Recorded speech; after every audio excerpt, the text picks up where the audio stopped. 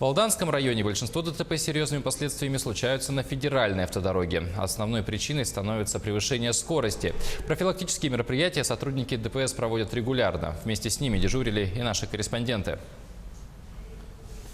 На 647-м километре автодороги Лена между Алданом и дачным поселком Тамарак дежурит старший инспектор ДПС Алексей Гарифулин. Трасса пуста, однако видеозаписывающий измеритель скорости Бинар издает сигнал. Это означает, что создана опасная ситуация. В ближайшие секунды в поле зрения появится автомобиль, несущийся на огромной скорости.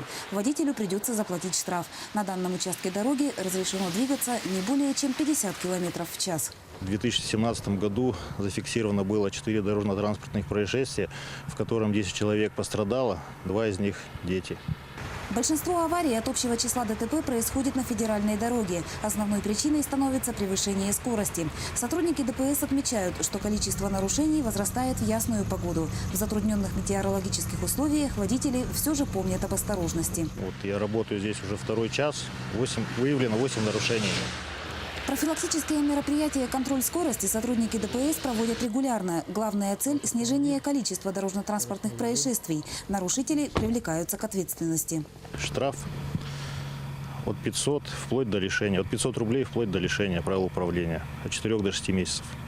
Ситуация как на межпоселенческих, так и на городских магистралях остается напряженной. Профилактическую работу сотрудники ГИБДД по Алданскому району ведут постоянно. Татьяна Вахнина, Сергей Шипачев, Алдан.